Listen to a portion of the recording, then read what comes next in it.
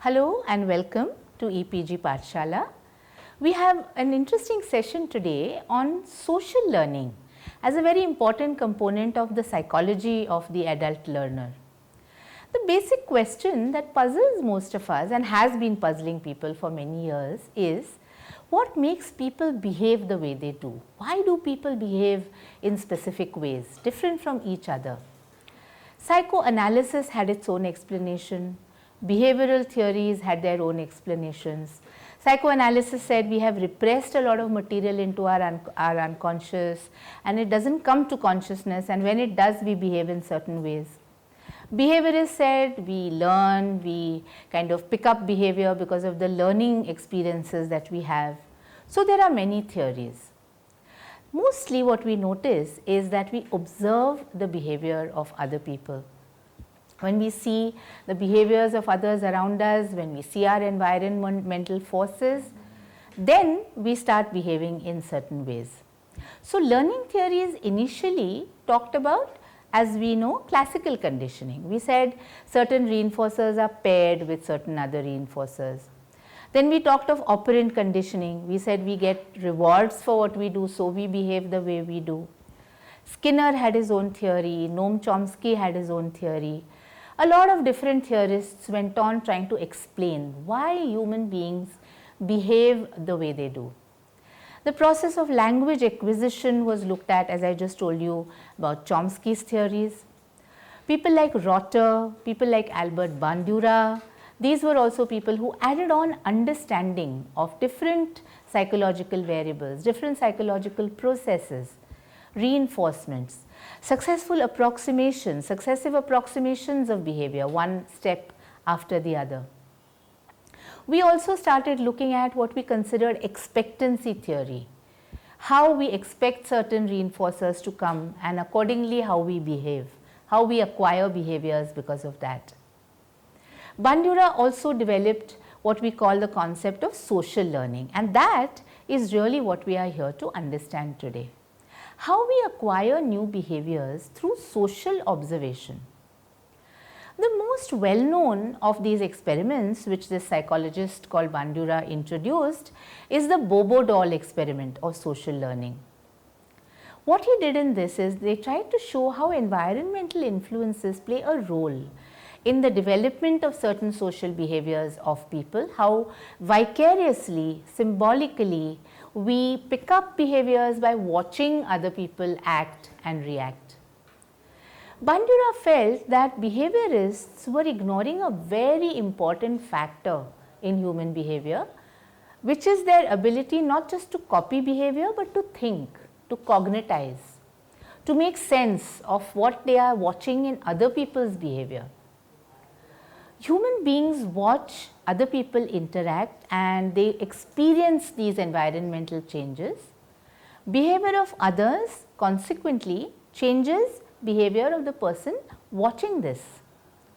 Therefore, the cognitive process where we are symbolically representing actions and their consequences, what others have done and what has been the result of that behavior, is a very powerful force in deciding how we behave. This self-regulatory process of watching others, seeing the consequences, watching the stimulus conditions, watching the possibilities of what might result, all this changes our behaviors markedly. So what we are trying to understand, friends, in this session actually is to try and see how this social learning process motivates us to behave in certain ways, teaches us to watch others and therefore become responsive. How this determines our behavior, how this inhibits or disinhibits our behavior, how fundamental decisions are taken in the process of behaving by watching what happens in the social environment, in the social learning process. We will also learn in the course of this module to evaluate research done in this area. Different psychologists, what experiments they did, what were the outcomes of these experiments and what we learned from that. Let us first start by understanding the basic concepts and principles of social learning. Albert Bandura, as I said, began to study behavior of people, immigrants, people in different levels, in different settings, psychological backgrounds, educational setups, and so on. He did his PhD from the University of Iowa, and then he joined the faculty at Stanford, which is a very well-known university, as you know. And they began to develop and publish this social cognitive learning theory, as it was called. So, the social behavior of others being watched, how we cognitize it, as I said. Skinner, as I had already told you earlier, believed that behavior is learnt. The individual reacts in certain ways, gets reinforced for that behavior, and then this behavior becomes learnt. What Bandura tried to add to this is that not only do the rewards come to us, we are also watching rewards given to others, rewards that are coming to others, reinforcements that are being obtained by others, that is also teaching us, and hence this is social learning, learning that is happening in a social context through observation of behaviors of others. So, this is a very crucial concept in this approach where we are looking at observational learning. We are looking at vicarious reinforcement, cognitive processes that happen through observation. Let us see what we mean by observational learning. Bandura felt that behavior that is learnt by observing the behavior of others follows these same principles. It results, certain learning results from this because we are directly getting reinforced by what were the results of that learning for the other person. We are not behaving in that context, the other person is behaving in a certain way. So, Skinner's operant learning principle, which was there, was now generalized to actually watching another individual behave, the responses that he gives, and then what are the outcomes, dangerous, positive, rewards, punishments, and so on. So, they use examples such as this, like a person who is possibly in a situation where there is likely to be an accident. What are the different reinforcers, what are the different possible outcomes of certain behavior of people, and then do we decide to avoid that kind of behavior, indulge in a different kind of behavior. So, a very crucial element that emerged out of this was the concept of modeling. What do you mean by modeling? Modeling means observing the behavior of others, so our models, so to speak, and then acquiring certain behaviors from the responses that we watch in them. Some of those responses get strengthened because we watch them getting reinforced or rewarded. Certain of those responses get weakened because we realize this is a dangerous thing, it should not be done. So, observational learning is actually teaching us certain things. So, what was this Bobo doll experiment? In this experiment, there was this inflatable doll, and the experimental group of children watched this interaction of other children and adults with this doll in a very distinctive kind of physically aggressive manner. So, they reacted to that Bobo doll with a lot of aggression. The model would do all these things to the Bobo doll. It would walk up to the Bobo doll, the model, it was an adult model. The person would go hit the doll, punch the doll, say negative things, angry things, and the child was watching. A child was not indulging in any kind of aggressive behaviors, simply watching another person do and say certain things, even say very angry sentences like hit him hard and so on. So, later what they found was then in a free play situation where these children were allowed to indulge in free play elsewhere, they found these experimental group children actually indulging in more violent behavior. Why? Because they had watched the model indulge in this behavior. So, this research opened a lot of doors because it told us even things about the kind of television shows which are watched, films which are watched, and how they may strengthen an aggression response in children. So, this was a very well circulated research, a very well studied research at that time, which drew this conclusion that media violence, violence in films, in television, in games, in video games, all these different media portals can actually trigger off more of violence amongst young people. Emotional reactions which are angrier, which are more violent, which are more hostile. So, this was a very well known research, and the Bobo doll research is often cited to show how cognitive processing of what we watch aggression that we watch in other role models, then gets connected to beliefs, attitudes, opinions. It activates all these different processes in a person who has merely been watching that aggression, not even indulging in that aggression. So it's learned. And this process is then called vicarious reinforcement. Why is it called vicarious reinforcement? It occurs because you're watching another person behave in certain ways and get away with it. He's getting reinforced for it. Nobody is punishing him for this behavior. So vicariously one learns that it's okay. You can behave in this manner. Adults can interact with the Bobo doll in this way and get away with it. So the experimental group's behavior actually started getting shaped as per the aggressive model that they had in front of them. The control group did not have this kind of a situation in front of them, and we saw much less violent behavior because it was not rewarded in front of them. It was not praised in front of them. The children or the adults who had behaved in aggressive manners got prizes, got rewards for it, and it naturally led to this feeling that I too should behave in this manner. So that is the cognitive connection that the people watching these role models actually picked up in their own behaviors. So this aggressive behavior then in free play starts getting repeated. When children from out of these groups, actually the children, when they got a chance to interact in their own ways, they actually started behaving in these ways. I think this is a very, very important thing, because we are now very aware of what we should do or say in front of our children. We often think children don't understand, but that's not true. They are picking up a lot of things happening, and if they watch an aggressive model being punished, chances are their consequences, their consequent behaviors would not be aggressive because they watched the model being punished.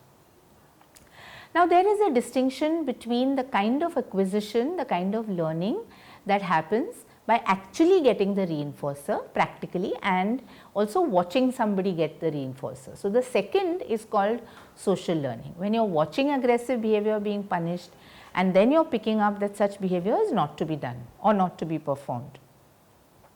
So please get the distinction very clear between direct learning, the way it happens with Skinner's experiments, and social learning. When you see other children getting attractive prizes for behaving in certain ways, you feel like behaving in the same way. When you see that certain behavior goes unpunished, then you don't worry about getting punished for that behavior. So that behavior is getting reinforced as per the social learning process that is happening. Now this therefore is a wake-up call for us, for society, for media. Media so often portrays criminal activities, shows crime going unpunished, criminals going away unpunished. They sometimes even show criminal behaviors being rewarded, being sanctioned, people not bothering at all if people are being criminal. So this kind of vicarious learning is happening so widely in society, and this is something we have to worry about. Desired behavior has to be taught through verbal instruction, through social learning. It has to be modeled.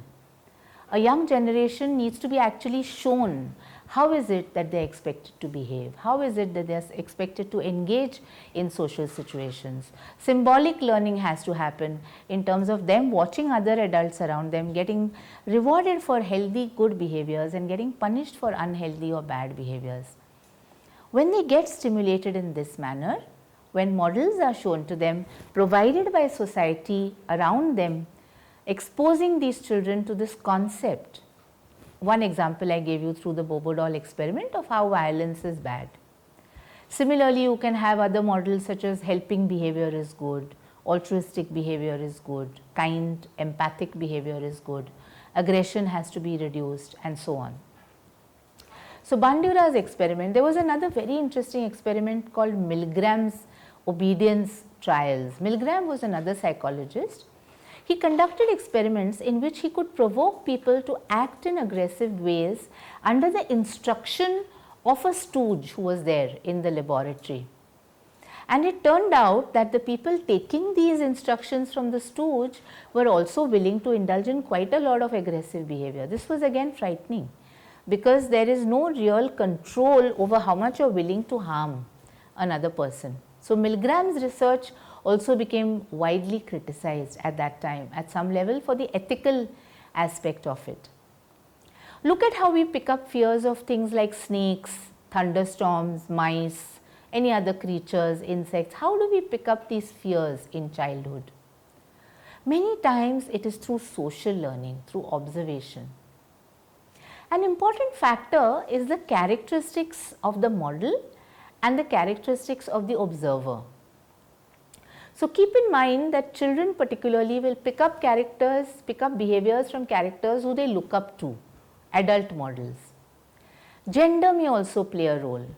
A child might pick up behavior, a female child may pick up certain behavior copying their mother, a male may pick up behavior copying their father. So female aggressive role models, male aggressive role models, all this also has a very, very consequential role to play on the outcome, on the imitative behaviors that finally happen in children.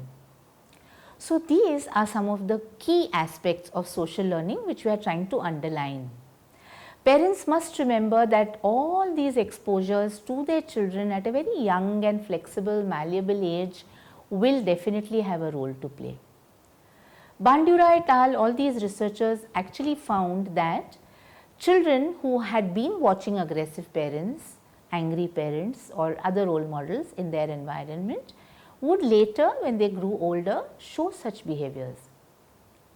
Hence, imitative behaviors we have to be aware of, that the status and prestige of the role model, as I said, the gender of the role model, whether you look up to that person will matter when certain behaviors are getting shaped. For example, if you have a rule that there is a red signal, you are not supposed to cross the road, but you watch a high profile person, somebody who carries a lot of social weight, do such behavior, you will say, okay, then it's all right.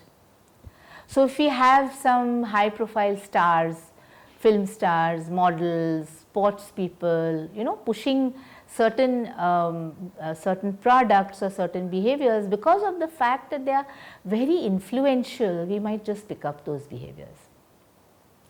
An element called reciprocal determinism was also introduced in the course of all this work. When we have a cognition of how another person is behaving, a high profile role model is behaving or some other adult in your environment is behaving, what Bandura pointed out is that there will be a kind of determinism in the way this behavior is picked up, in the way the cognitions actually pan out. Okay. So, for example, if there is a gendered kind of advertisement, right, like cooking, cleaning behavior is indulged in more by females, detergents are sold more by females, or mechanical devices are sold more by males, those kind of gender preferences will also quietly seep into behavior. Disinhibition is another important factor. So if you see other people behaving in disinhibited ways, where they are not controlling their behavior, not controlling their anger, not controlling their impulses, breaking things without any kind of inhibition aggressively, very likely that you will also not show inhibition in the way you react to situations. So these are some of the important things to understand in crowd behavior. The anonymity that comes in crowd behavior, the disinhibition that comes because nobody is watching you as an individual. People are watching the whole group, they don't know who is indulging in, who threw the first stone, who broke the first glass. So you might find adolescents, adults showing disinhibited behavior. What are some of the processes that underlie observational learning? An important process is of course attention. You are paying attention to what the model is doing, what sort of responses the model is getting from other social situations around, how that model's behavior is getting modified, changed because of the rewards and punishments. So attention is a very important factor of the observer. When the observer is paying attention to what is happening, it will change their behavior. The way they perceive what they are seeing, the cognitive process that is happening, the meaning making, the attribution that they are actually drawing from this attention that they have given and the perception. The affective valence, positive or negative, happy or sad, okay, all these arise from that observational situation, watching the model doing something which the observer then later might repeat in their own right. So, once again the attention, the perception, the valence, positive or negative emotions, all these are studied by Bandura and his colleagues, so other researchers like him. Finally, what is also very important is how much of this is retained, how much of this is remembered. So, retention is also a very important feature. You might watch a model doing something, so there is observational learning, but you might retain some part of it for afterwards. You might be able to repeat only certain parts of what you saw. Even verbal representations of the model's behavior might miss out on certain important elements. You might talk about what they did, you might miss out on some of the steps that they actually indulged in. What was the actual sequence of behaviors that they showed? What did they do first? What did they do later? So, these images, symbols, the words, the processes, the steps, all these are stored in the observer's mind, and then depending on the observer's cognitive capacity, to different levels it will affect the observer, to different levels it will influence the observer. And then of course, practice will make a difference. So, the observer will also indulge in certain behaviors as per what they saw in the model, and then if they also get reinforced, it will be a representation of the actions they saw in the model. But if they also get reinforced, then more and more their behavior might actually go down that street, down that line, and they would continue to show that behavior. They would then get more and more motivated to perform that behavior again and again. So, keep in mind that positive behaviors, once they are motivated, will become more ingrained. You might observe them first, you might perceive them, pay attention to them, remember them, perform them, and then when we are given incentives for that performance, when we are given a reward for behaving in that particular way, we become highly motivated in order to, we may become highly motivated to repeat that behavior once more because we have gotten rewarded for it. Now, this is the manner in which we actually learn in a social situation. So, all learning does not happen only the way we said operant conditioning, rewards and punishment. It happens because we have watched other people behave, we have practiced that behavior, and then we are getting reinforced for it. Because we have paid attention to certain behavior, we have watched other people get rewarded for it, like the Bobo doll experiment. Correct? So, all this learning is taking place without actually directly getting a reinforcer, but the observer does not get the reinforcer, the model gets the reinforcer, the model's behavior is facilitated. And this facilitated performance is then transferred, internalized by the observer. Another factor then becomes self-reinforcement. We start administering reinforcers to ourselves. We start indulging in certain behaviors and then rewarding ourselves for those behaviors, for meeting certain expectations, because we expect that somebody tangibly or intangibly should praise us, give us a reward or give us praise, or in some way, justify that what we have done is a good act. So, self-administered reinforcement can improve behavior, self-administered punishment can reduce behavior. We sort of impose punishment on ourselves. We arouse shame in ourselves for behaving in certain ways. This also can happen through social modeling. Like parents and teachers can actually encourage very talented behavior, very positive behavior with repeated kind of positive statements which are then internalized by the child, or the child might internalize feelings of worthlessness, feelings of depression, I am no good, if you are constantly told that by your teachers and parents. So, self-efficacy will suffer. Self-efficacy is a belief that I am able to do something, I am adequate, I am efficient, I am competent, I am capable.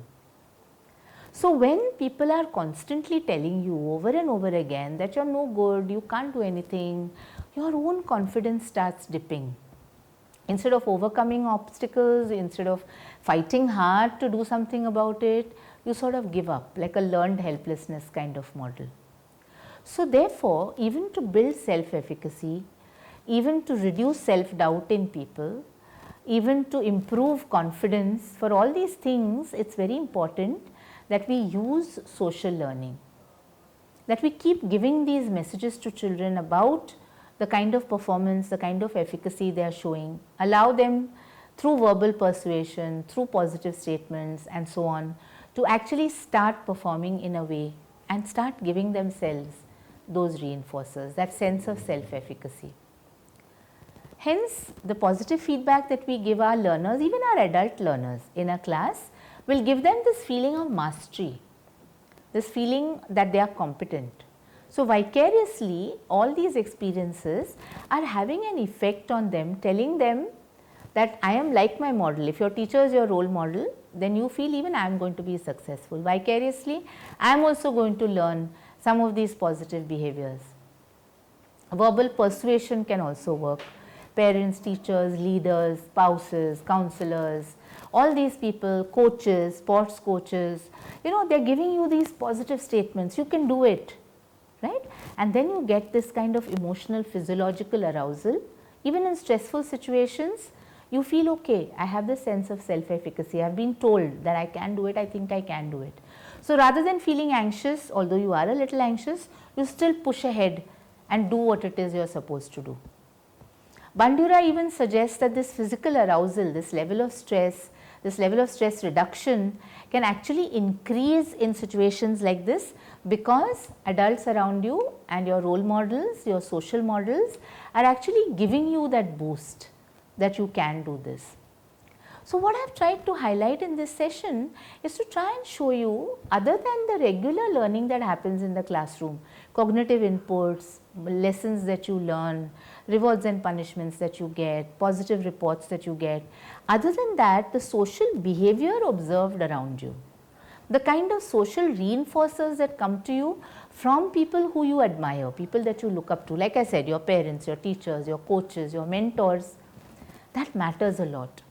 So, it is very important that we harness this social learning in order to really improve the process of learning in the adult students that we have in our classroom. Let them emulate social models who they admire and start performing in better and better ways, because they are getting vicarious reinforcement for the same.